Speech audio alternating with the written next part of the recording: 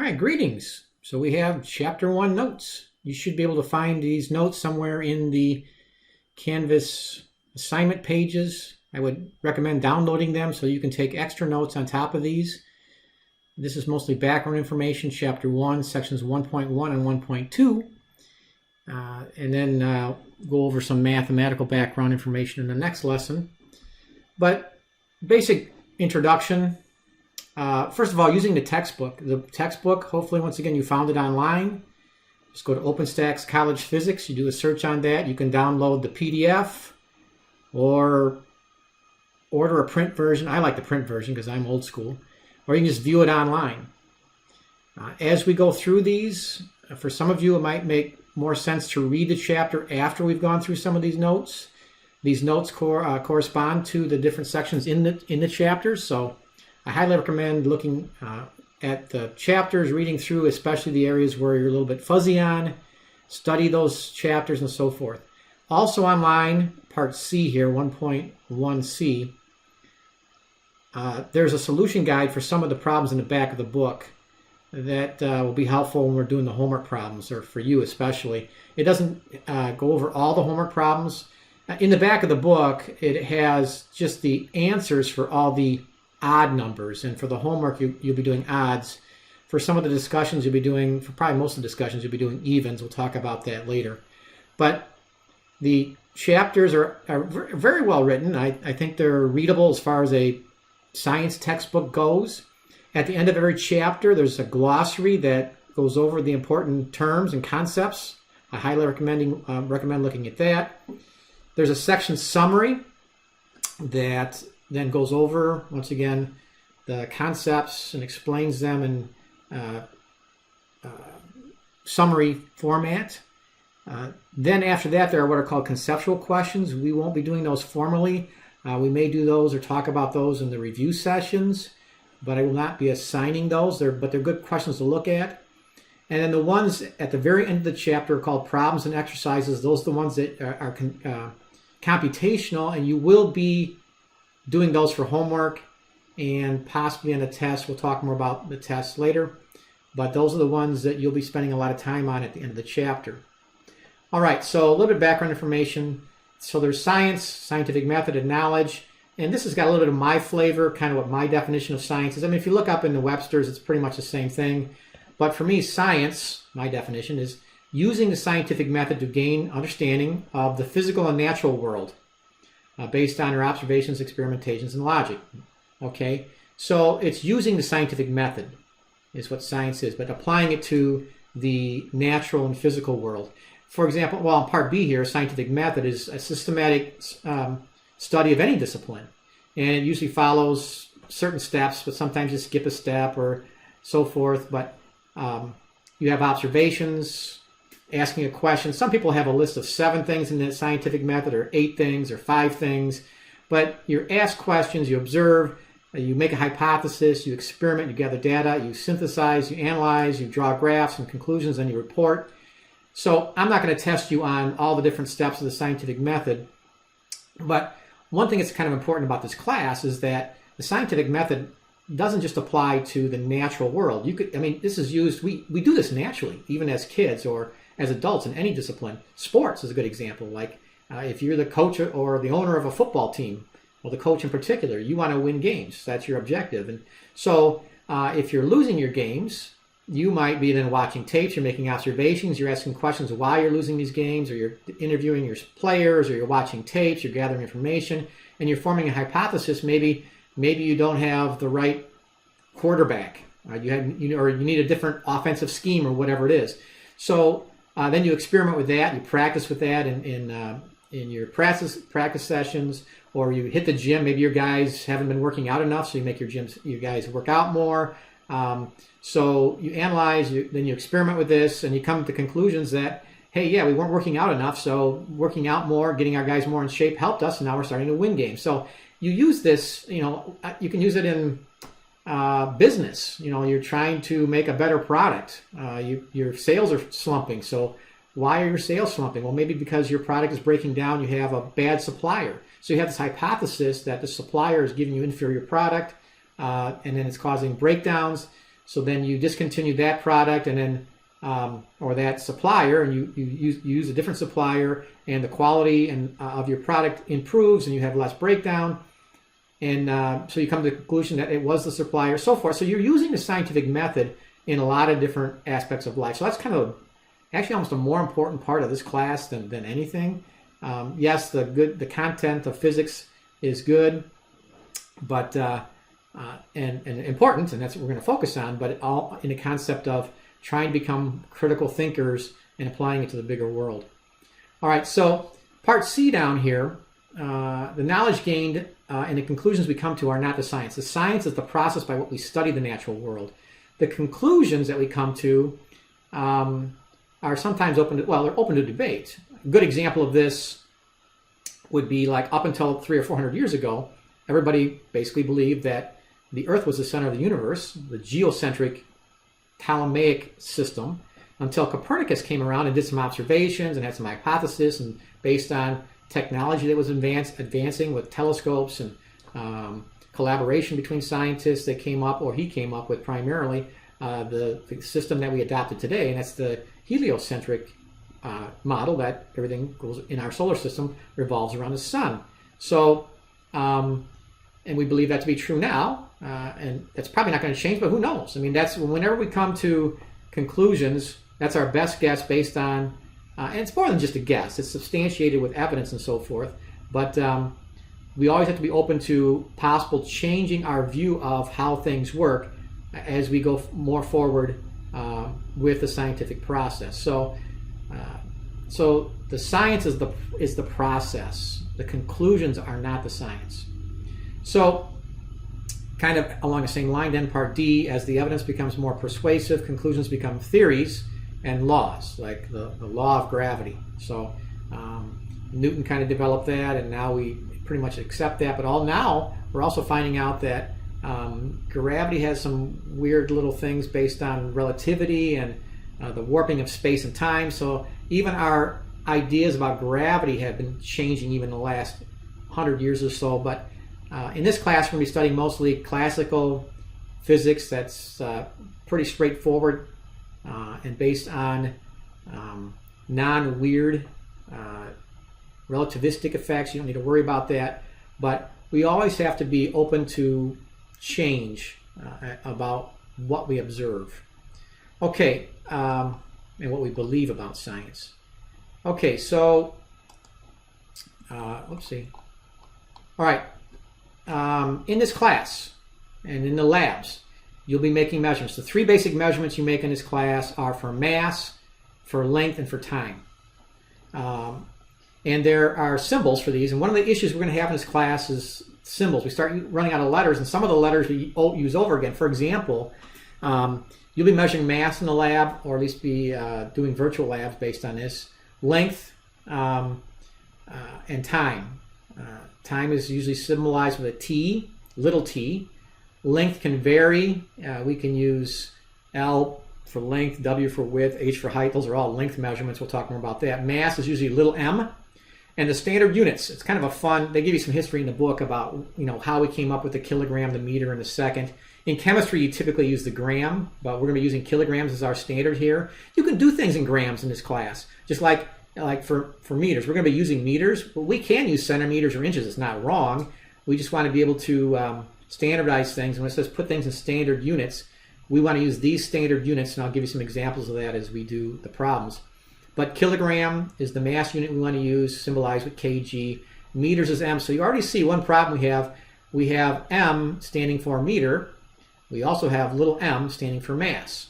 So we got to keep that in mind as we go through problems. And how do you keep it sorted? Well, it all comes into context clues, as I'll talk about. But I went over, here's an example. I went over into a shop this morning where they were building a workbench, and I saw a guy with a saw. And he was sawing a board. So the word saw, spelled the same way, S-A-W, twice there, in context means two different things. So it's kind of what I'm talking about here. When you see this letter M, in context, in some cases it means meter. It depends on the context, and we'll get into some of those in a few minutes here. But going back to my other example, I went into the shop and I saw a guy with a saw. The saw is the instrument that cuts boards. But I saw him doing that. I saw him with a saw. Saw was looking at it with my eyes. So context. So keep that in mind as we use some letters over again. That's a little tricky sometimes. We'll talk about that. We're going to use what's called the International System, SI system, System International. Sometimes it's called the metric system. And once again, nothing in this class is really going to be based on memory per se. You're going to have open book tests and so forth. We'll talk more about that later.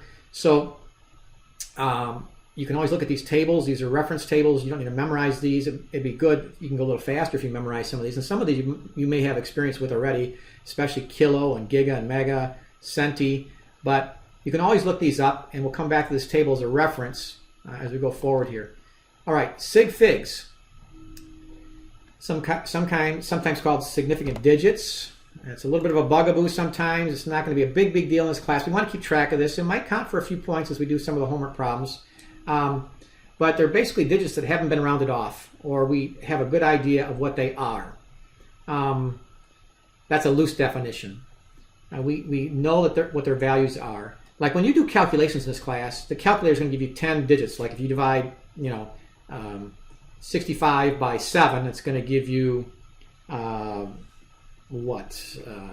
point something to 12, however many decimal points.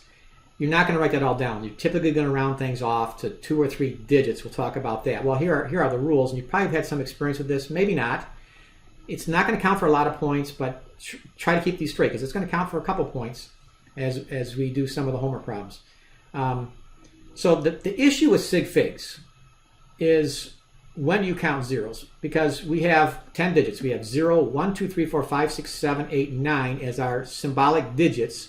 Whenever you write anything or somebody writes a number other than 0, they mean that that's a significant digit. In other words, they measured that, and that's what the number actually is. It's not rounded off per se.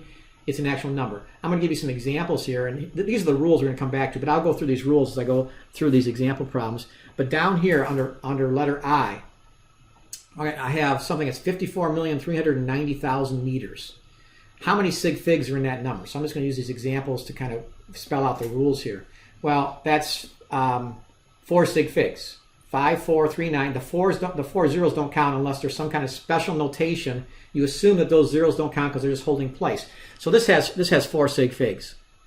So we just say 4 SF, 4 sig figs. In number 2, okay, the 9 and the 2 always count. Digits that are non-zeros always count. But the question is, which one of those zeros count? So the rule for decimal numbers is, well, first of all, the 0 that's between the 2 and the 9 counts. Anytime there's a 0 between actual non-zero digits, it counts. So the 0 between the 9 and 2 counts, but do the leading zeros count? And the rule is, no, they do not count. The leading zeros do not count.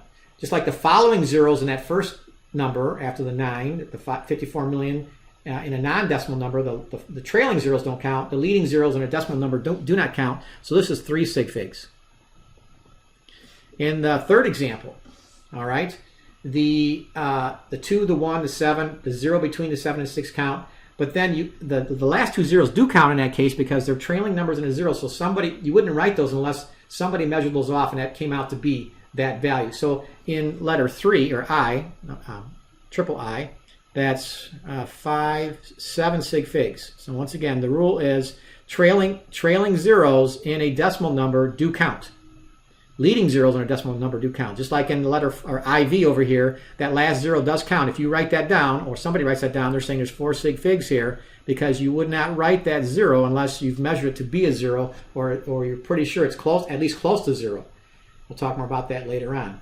Now, some of the rules for multiplying and dividing. You can see the rules that are up there under letter D. So I've really kind of covered A, B, and C. We'll come back to scientific notation in a minute here. But under number D, part double I. So the rule is, when you're multiplying and dividing, all right, you look at the numbers you're using and you figure out how many sig figs are in each number, and then you round off your answer to the one that has lesser numbers. So for example, in number V here down at the bottom, I have 54,390,000. That was a 4 sig fig number divided by a 3 sig fig number. So when I divide those, which I will do here in a minute, my answer has to have 3 sig figs. Before I even do the calculation, I know I have to have 3 sig figs in the answer. I'll write that down. So I'll just write these all down first, and then before I do the calculation. In letter VI, I have a 47 meters per second times 600 seconds. Well, the 47 is a 2 sig fig number, but the 600, as far as we know, unless there's special notation, that's only a 1 sig fig number. So this is going to feel really odd. So this is the hard one. It's got 1 sig fig. So the 600 has 1 sig fig, so your answer should have 1 sig fig in the answer. I'll do that in a minute. Now for adding and subtracting, that's under letter DI up here at the top. All right. So for multiplying and dividing, you multiply the numbers or divide the numbers and then round off. But for adding and subtracting, you add the numbers first, or subtract the numbers. Here it's adding, but same rule for subtracting. And you line them up, and then you round off before. So here I have 47 plus 74.581 plus 22.7. So what I can't do, I can't say this is 47.000. So that's my limiting factor here. What I have to do is I have to round off to the ones place. Because there's no decimal numbers in the 47, I have to round these other 2 numbers off to the ones place. So you round off to the highest value of place where you have a number. So once again, I can't say 47.0. So that's, since I can't put a 0 there, 47.0, I have to round everything else off to that set where the ones place is here. So in this case, I'm going to have 47 plus 75, which I rounded that up 1, and plus 23. So the answer to this one is, that's 15, what is that? It's 14, 145 centimeters. That's my answer there. And my answer has 3 sig figs. It actually has more sig figs than the 3 numbers I added up, although some of the numbers had, like the 22.7 was 3 sig fig, but that's not why the answer has 3 sig figs. It's only because when I added those 3 numbers, it gave me 3 digits. So adding and subtracting, you round off first. Multiplying, dividing, you round off after. I'm going to do these other calculations here.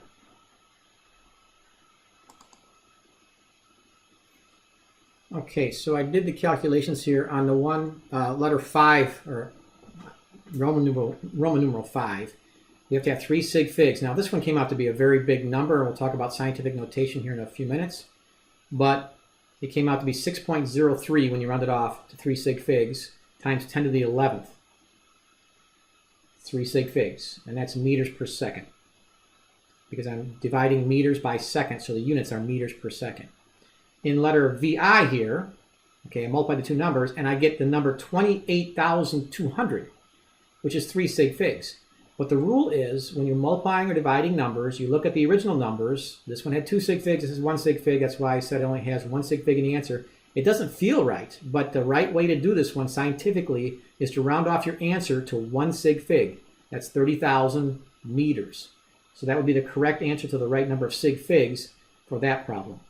We'll practice this more in class as well, or in the review session or in the homework problems. Okay, let's scroll down here. Let's see. Oopsie. Okay, scientific notation. So scientific notation, and once again, some of you have done this. And by the way, I think I put this in the class resources. The TI-84 is a good calculator to have, but you can get a cheap scientific calculator for this class. It's going to be good to have a scientific calculator. Hopefully most of you have one. I gave you some suggestions in the class resources. You can look that up. You can get a scientific calculator for 10 or 20 bucks. Like I say, most of you probably have a TI-84. That's kind of the gold standard with calculators.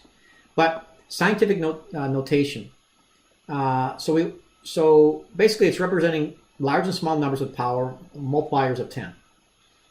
So the first number is a number, when we write these in scientific notation, part B, 4B here, is we want a number that's less than 10, somewhere between 1 and 9.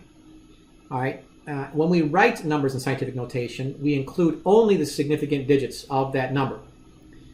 On your calculator, part D here, they will use shortcuts, and the letter E or double E as a shortcut for scientific notation if you're using a TI-84. So for example, on your calculator, letter I here on your calculator will come out, it'll say 5.439 39. Those are the 4 sig figs. On a calculator, it'll say E, and you got to count. So how many places would it take for me to get from the 5.4 all the way back to the where the decimal actually is at the end of the last zero? That's 7. 7. So E7. So that's not really the standard way to put scientific notation. So I would put 5.439. That's a 9 here. Sorry about that. The angle of this screen is difficult. Okay, that's not your problem now. Times 10 to the 7th. And the units would be meters. That's times 10 to the 7th meters. So that's a 7 right there. Okay, that's not good. I don't like that. Times 10 to the 7th meters. Okay, this one should be meters as well. But your calculator will say 5.439 E7. It won't have the meters in there, but that's how the calculator does it. All right, so double I, it's going to be 9.02. It's the 3 sig figs, 9.02 times 10 to the, so how many places would I have to move to get back to the left? So it's 1, 2, 3, 4, 5 times 10 to the negative 5th times 10 to the negative 5th kilograms. All right, so the calculator once again would say 9.02 E negative 5. And the triple I, it's going to be 2. Well, you got to include all the sig figs. So there was all those were sig figs. 2.170600 0600 times 10 to the first. You just say times 10, but 10 to the first, and that's meters per second. I'm getting out of space here. All right, so that's for letter 3. For this last one, okay, this last one, it's in nanometers. NM means nanometers. Don't need to worry about nano rate yet. But that would be, if I put it in standard scientific notation, that would be 7.48 times 10 to the second to get it back. So I need to move the decimal 2 places. So I need to multiply by 100, or 10 squared, 10 to the second, to get it back to what the original number is, the 748, because 7.48 times 10 squared times 100 would be 748 nanometers. And we'll practice nanometers. That was in that chart. That was one of the metric prefixes up at the top. All right, so finally, though, unit conversions, which is probably the toughest part of all this. The bottom here, number 5.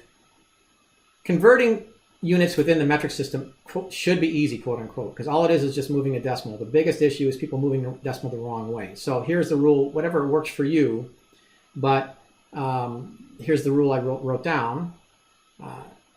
Part I, if you're converting from a large to a small unit, in other words, in part I down here, the 2,500 kilometers kilometers are a large unit. Kilometers are big units, are almost, well, they're not quite a half a mile. Actually, they're a little bit over half a mile, but they're on the order of miles. They're big. Centimeters are smaller. They're a little bit smaller than an inch, but less than half an inch. So we're going from big units to small units. So the rule is I'm going to move the decimal to the right. But how many places do I move it to the right? Well, you look at that chart at the very top there. So kilometers, if you look at the chart, if I go up there, see if I can go up there. Kilometers is 10 to the third. I'm going to move from kilometers. If you look at the chart, kilometers is 10 to the third. In this column over here, 10 to the third, it's 1,000. And centimeters is -2. So you look at the difference between those, like if it was on a number line, from 3 to -2, that would be 5 steps. All right? From positive 3 to -2 is 5. So I'm going to move the decimal 5 places. And I have to move it to the right. So it's going to be, and this would be without scientific notation, this is kind of a pain, 2500. I would move it 1, 2, 3, 4, 5 places to the right, and that would be where my decimal is. You usually wouldn't put the decimal there. So basically I have 5 more zeros in addition to the 2 zeros that are there. Now I usually wouldn't write the number like that. That would be that many centimeters, and I usually wouldn't put that decimal there because it's implied that it's there. So what I would normally do is put 2, and here's one way to do this. What we have, I'll write it down. 2.5, we only have 2 sig figs, times 10 to the, how many places do I have? 1, 2, 3, 4, 5, 6, 7, 8. I got to move 8 places to the right to get the decimal to where it is. 2.5 times 10 to the 8th. Got to get used to the screen. Sorry about that, folks. 2.5 times 10 to the 8th. And that's centimeters. All right. So bottom line is, another way to look at this problem, you could have looked at this as, you could have made an initial conversion into scientific notion for kilometers. It was 2.5 times 10 to the 3rd kilometers. Alternate method. It was 2.5 times 10 to the 3rd kilometers when the problem started. And I wanted to change into centimeters, so this is another method. So if I have 2.5 times 10 to the 3rd kilometers, whoopsie, 2.5, I just missed, I don't know why I did that. So I have 2.5 times 10 to the 3rd kilometers. All right. And I want to convert to centimeters. So we went to that chart and it said it was 5 places to the right. Well, you add 5 to the 3. Because the difference between kilometers, which is 10 to the 3rd, and centimeters, which is 10 to the negative 2nd, is 5 spaces on a number line. So I could just add 5 to that 3. So the answer is still 2.5 times 10 to the 8th. That's the alternate method. And now I'm in centimeters. For example, in this second one here, if I stay in nanometers to start the problem, it's 7.844 times 10 to the 4th nanometers. That's what I'm starting. That's nanometers. All right, so we got nanometers. All right, and I want to convert to megameters. And the rule is you move to the left. Well, I've got 7.84. So you go back up at your table. If you're in nanometers to megameters, how many places left do I have to go? So nanometers, this is a big one, or it's going to be a big move. -9. That's -9. I'm going to go to megameters, right? Mega is +6. So from -9 to +6, that's 15 places. So it's 15 places left. It's like -15. So I got to go 15 to the left. All right. So I could take that number now and go 15 left to go into megameters. Or basically, you're subtracting 15. So it's 4 minus 15. So in the previous question, part I had to add 5 because that was the difference between kilometers and centimeters. Here, I have to subtract 15. That's the difference between -9 and +6. So I'm going to subtract 15 from 4. So it's 4 minus 15, which would give you -11. So that's going to be 7.844 times 10 to the -11 megameters. Or you can think about this, there's 15 spaces between +4 and -11. So I move the decimal to the left to go from small to large. Part 3, 430 kilograms to milligrams. All right, so I'm going from big to small. So once again, when I go from big to small, I move it to the right. And once again, you can put this in scientific notation to start the problem, which is probably the better way to do it. 4.30 times 10 squared kilograms. That's what I'm starting in. You look at your table up there. Kilograms is 10 to the 3rd. Kilograms is 10 to the 3rd. Milligrams, 10 to the -3rd. So that's 6 places. All right. So you have to add 6. Because you're going from big to small, you're going to the right, you're adding 6 places. So the answer is 4.30 times 10 to the 8th kilograms.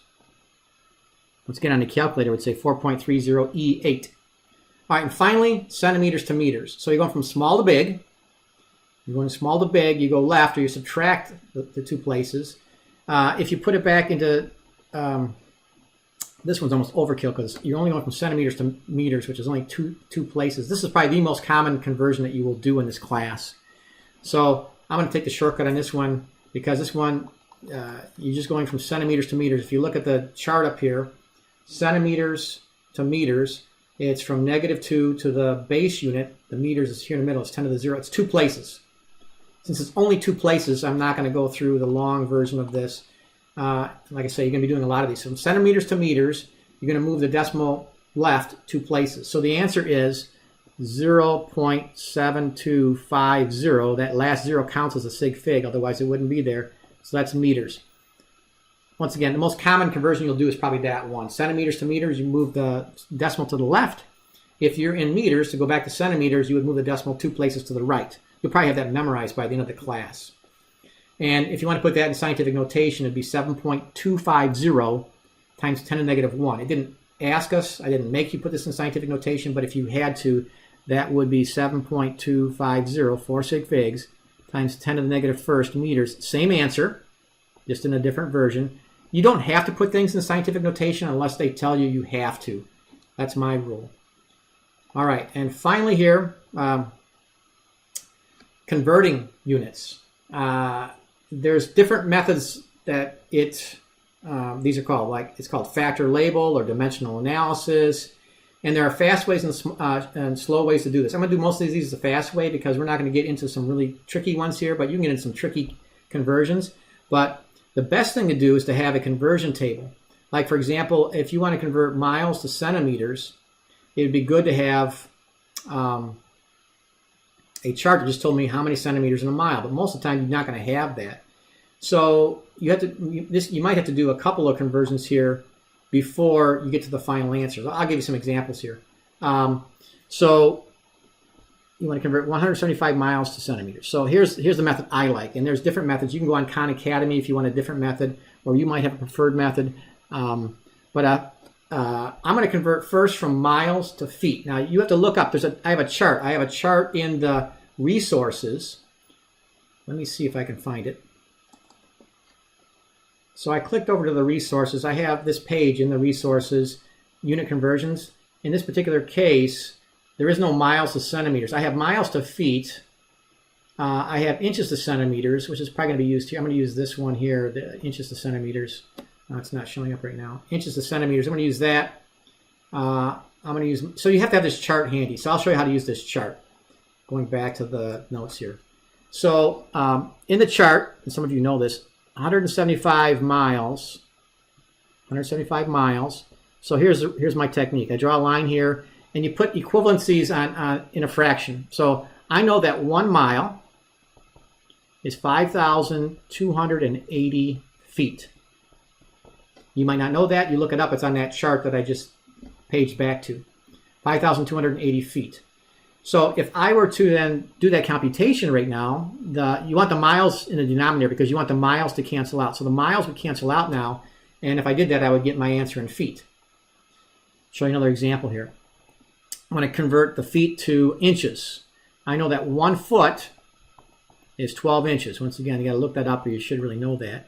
So, but I want the inches on top and the feet on the bottom. It wouldn't have been wrong per se to put the inches on the bottom and the feet on the top, but it just would not help us in this problem at all. It's not a mistake. Well, it's going to give you, it's not going to help you. But it's not technically wrong. But the feet cancel because you want to have the 2 units, one on top, one on bottom, that cancel. And then, once again, back to that chart that I just paged back to, I know that 1 inch, just happened that all the big numbers are on top here, is 2.54 centimeters. Those two things are equal to each other. The 2.54 centimeters and the 1 inch are equal to each other. Now the inches will cancel, and then I multiply all those numbers on top, and I will get the answer, which is 2.82 times 10 to the 7th centimeters. It's a big number because miles are big, centimeters are small. It takes a lot of centimeters to make a mile. And it's 3 sig figs because the original number is 175. My calculator once again gave me like 7 or 8 sig figs. Well, they're not. You got to round this off. So 2.82, 3 sig figs times 10 to the 7th. All right, seconds to years. All right, so once again, 6.38 times 10 to the 10th seconds. That's a 10 there. Let me fix that. 10 to the 10th seconds. All right, so I'm going to multiply by, I want seconds on the bottom. I know that, all right, now I have this right. Sorry about that. So the minutes cancel out. And then we have 24 hours in 1 day. So now all the numbers are on the bottom per se. We'll be dividing by all those numbers. But once again, you got to put the equivalencies. 1 day is 24 hours. And now we're going to just take the close approximation. So there's 365.25 days in 1 year. So in this case, we're going to divide by all those numbers. You got to make sure you divide, don't multiply by those, divide. And we get, okay, you get 2,020 years. Once again, round off to 3 sig figs. The number I gave you had 3 sig figs. I rounded off to 3 sig figs. 2,020 years. All right, 75 miles per hour to meters per second. So this one's kind of a compound unit here. A derived unit, or, well, compound unit's got miles per hour. And this could be tricky, except for if you know the direct conversion, in which we can look up 75 miles per hour. We're going to treat that as a package. Times, all right, what we want to know is, you go to that, I think if you go to that table, let's go there real fast. I think it tells you how many miles per hour. If you look down here, 1 mile per hour down here is 0.4470 meters per second. 1 mile per hour is 0.4470. It's 0.4470 meters per second is 1 mile per hour. Once again, I want the mile per hour on the bottom down here. That's mile per hour, because I want that to cancel.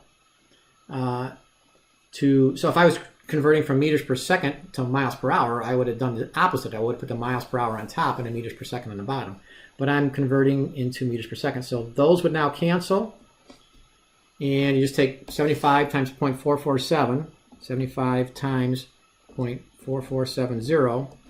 All right. And the conversions generally are infinite sig figs. I could have said that before. Well, let me finish this up. That's 33. So you should go with 2 sig figs. 34. That comes out to be the 2 sig figs, 34 meters per second. So that's based on my original number. The original number had 2 sig figs. So my final answer has to have 2 sig figs. Back up here, like this 1 minute, 60 seconds. Now, technically, if you look at it, 60 seconds looks like it has 1 sig fig. But that's a conversion. That's a definition.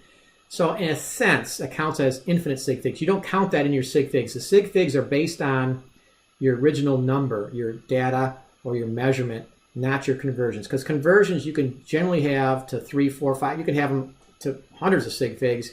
They're usually definitions, or they can be measured off. They're not always hundreds of sig figs, but don't count those in your sig figs. Just look at your original numbers. And finally here, 735.7 newtons to pounds.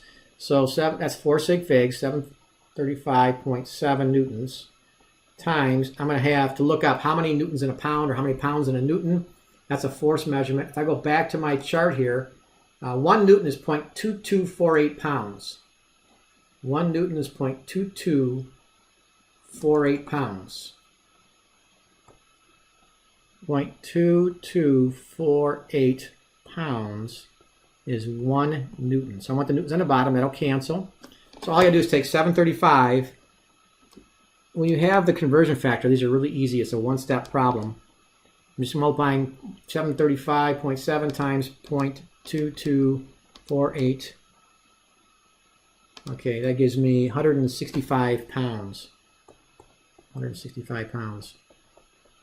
Oh, I can go to 4 sig figs there, because my original number had 4 sig figs. That's 165.4 to be consistent pounds. So I should stick with the same number of sig figs I started with.